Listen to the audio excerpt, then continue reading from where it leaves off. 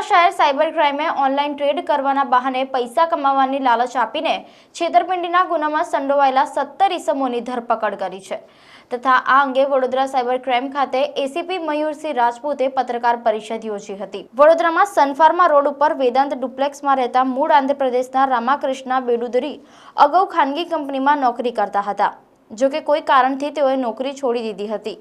તેઓએ ગત તારીખ 30મી માર્ચે સાયબર ક્રાઇમ પોલીસ સ્ટેશનમાં ફરિયાદ નોંધાવી હતી કે ગત તારીખ 16મી જાન્યુઆરીએ ફેસબુક પર શેર માર્કેટમાં ઇન્વેસ્ટ કરી રૂપિયા કમાવાની જાહેરાત જોઈને તેના પર ક્લિક કરતા મને એક વોટ્સએપ ગ્રુપમાં એડ કરવામાં આવ્યો હતો। ત્યારબાદ તેઓની સૂચના પ્રમાણે મેં અલગ અલગ કંપનીઓના એકાઉન્ટમાં રૂપિયા 94.18 લાખ જમા કરાવ્યા હતા, જેની સામે 11.26 કરોડનું બેલેન્સ પ્રોફિટ સહિત બતાવતું હતું। મારે રૂપિયાની જરૂરિયાત હોવાથી રૂપિયા વિથડ્રો કરવાની કોશિશ કરતા તે થયા ન હતા। મેં આ અંગે એન્જલ સિક્યોરિટીની મેલિસા નામની કર્મચારીને જાણ કરતા તેણે મને કહ્યું હતું કે 3% લેખે 33 લાખ જમા કરાવશો તો રૂપિયા વિથડ્રો થઈ જશે। એટલે મને શંકા ગઈ હતી કેટલાય લોકો સાથે છેતરપિંડી કરી છે અને તે પૈસાનો ઉપયોગ શું કર્યો છે તથા માસ્ટર માઇન્ડ કોણ છે, કોના ઇશારે નેટવર્ક ચાલતું હતું તે અંગે તપાસ હાથ ધરવામાં આવી છે તથા સાયબર ક્રાઇમ પોલીસે વડોદરાના 17 આરોપીઓની ધરપકડ કરી છે અને આ તમામ આરોપીઓને આજે કોર્ટમાં રજૂ કરીને રિમાન્ડની તજવીજ હાથ ધરવામાં આવી છે। Cyber crime police station Vadodara શહેર ખાતે 12/24ની એક એફઆઈઆર દાખલ થયેલ, જેમાં ભોગ બનનાર રામકૃષ્ણ રાજીવ બેડુડુરીના કુલ 94,18,000 રૂપિયા અલગ અલગ બેંક એકાઉન્ટમાં ગયેલ, જેમાં ભોગ બનનારને ફેસબુક દ્વારા એક લિંક મળે છે। લિંકમાં એમને લોભામણી જાહેરાત આપવામાં આવે છે કે તમે આમાં ઇન્વેસ્ટ કરશો તો તમારા પૈસા 10 ગણા 15 ગણા થઈ જશે, જેમાં ભોગ બનનાર વિવિધ તબક્કે 94,18,000 રૂપિયા જમા કરાવે છે, જેના વર્ચ્યુઅલી એમને 11 કરોડ ને 20 લાખ રૂપિયા દેખાય છે, પણ જ્યારે તેઓ વિથડ્રો કરવા જાય છે ત્યારે તેમના પૈસા વિથડ્રો થતા નથી અને એમનું એકાઉન્ટ સીઝ થઈ જાય છે। ત્યારબાદ તેઓ સાયબર ક્રાઇમમાં ફરિયાદ દાખલ કરાવે છે।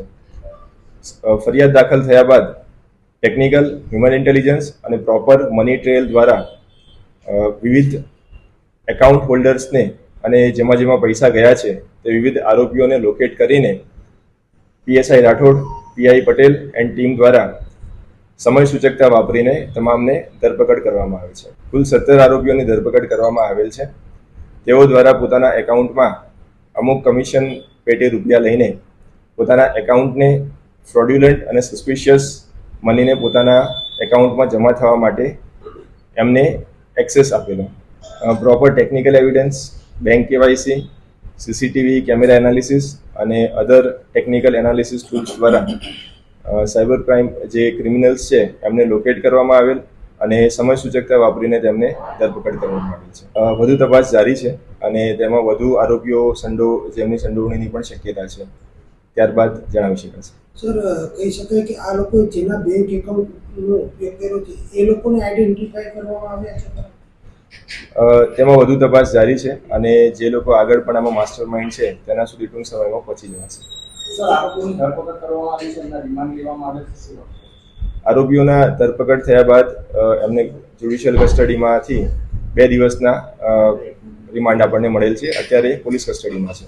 સર, કહી શકાય કે હજી આરોપીની ધરપકડ થઈ શકે, સંખ્યા વધી શકે? બિલકુલ, ઘણા એકાઉન્ટ્સ એવા છે કે જે અમારી રડાર પર છે અને તેમાં જે પણ લોકો આ ગામમાં સંડોવણી છે જેમની, જે પોતાના મોબાઈલ નંબરનો અને બેંકનો એક્સેસ આપે છે પોતાની જાણ હોવા છતાં અમુક રૂપિયાની લાલચના કારણે, તો તેવા એકાઉન્ટ રડાર પર છે અને ભવિષ્યમાં ધરપકડ થવાની શક્યતા, તેની વધુ તપાસ જારી છે। જેની પ્રાથમિક દ્રષ્ટિએ એવું જાણવા મળેલ છે કે તેઓએ પોતાના એકાઉન્ટ અમુક રૂપિયાની લાલચ પેટે પોતાના એકાઉન્ટનો એક્સેસ આપેલ અને સીસીટીવી ફૂટેજમાં પણ તેઓ દ્વારા સેલ્ફ વિથડ્રોવલ કરીને એ પૈસા ઉપાડવામાં આવેલ છે। સર, આ જે આરોપીઓ છે એકબીજાના સંપર્કમાં હતા કે સંબંધીઓ છે કે પછી મિત્રો છે આ લોકોને? તે બાબતેની તપાસ ચાલુ છે।